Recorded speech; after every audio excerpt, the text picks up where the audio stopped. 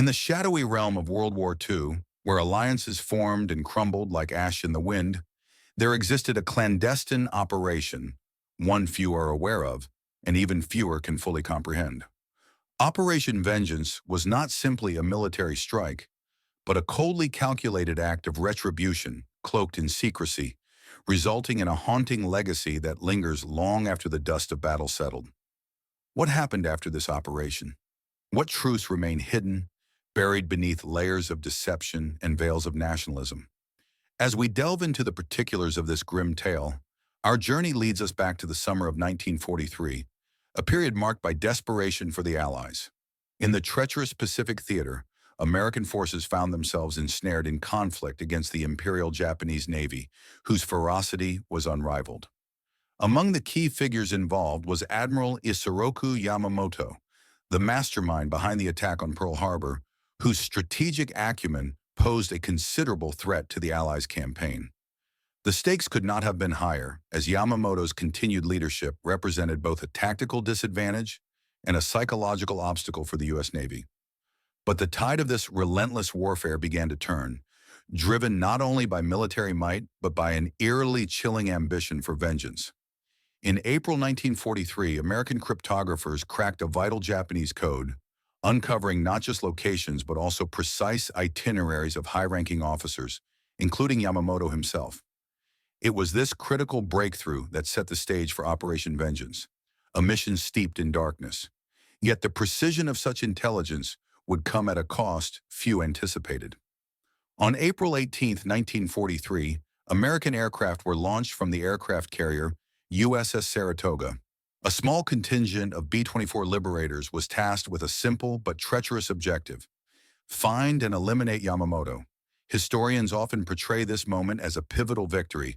However, the stark reality of what transpired reveals a landscape riddled with moral ambiguity.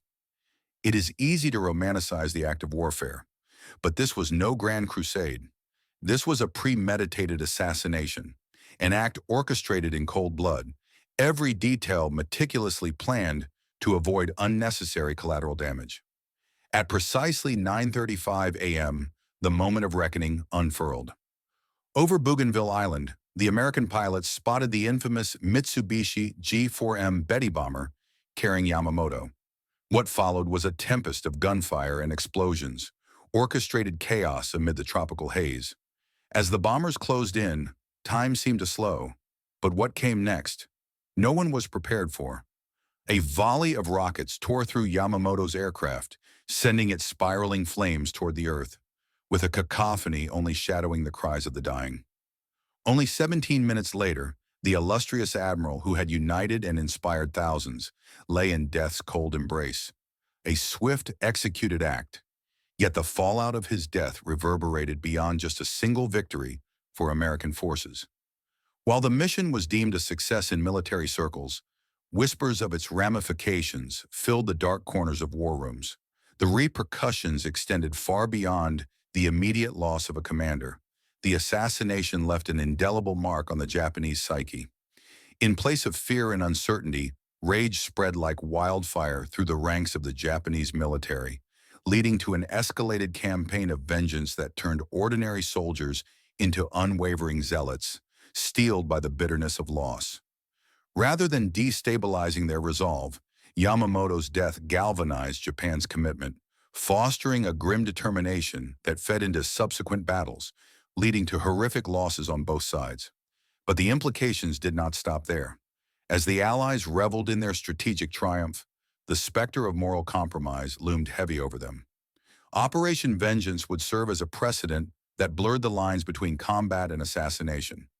This act, palatable to many, opened the door to ethical quandaries that have plagued warfare ever since. Attacks on high-profile enemy leaders would become more commonplace, leading to rising debates about the justifications of such actions, lingering like a haunting ghost long after the war concluded. The tale of Operation Vengeance serves as a chilling reminder of the choices made in pursuit of victory. To many, it is a story of triumph, a rightful payback ensconced in the framework of justice. Yet a stark dichotomy emerges, challenging us to confront the consequences of such insidious choices. The actions taken in those fleeting moments over Bougainville left a stain that time could not easily wash away. In the late 20th century, decades after the war had concluded, the ramifications echoed once more. Discussions surrounding the ethics of targeted killings resurfaced amid the changing landscape of modern warfare. The world saw operations that echoed vengeance's dark legacy played out in various theaters, from covert actions in the Middle East to unwanted drone strikes that left civilians trapped between the snare of ideology and political ambition. Yet beyond its immediate military implications, Operation Vengeance posed an unresolved question about the true costs of war. With each targeted assassination, with every act of calculated revenge, the definition of honor became increasingly muddled. What emerged was a modern battlefield, stripped of any semblance of moral clarity, leaving us to grapple with a legacy haunted by blood-soaked decisions. With every drone that flies, with each sniper's bullet that finds its mark, we must ponder the unforgiving question: do we become monsters to defeat monsters? As we conclude this exploration into the shadows of Operation Vengeance, we are left with lingering discomfort and dark reflections. The history that unfolded during those turbulent war years reminds us that vengeance may offer the brink of victory, but at what cost? The more we peer into this abyss, the more evident it becomes that sometimes the most chilling truths are buried deep within the echoes of history, remnants of choices made that can never be reversed, haunting us like whispers on an occupying wind.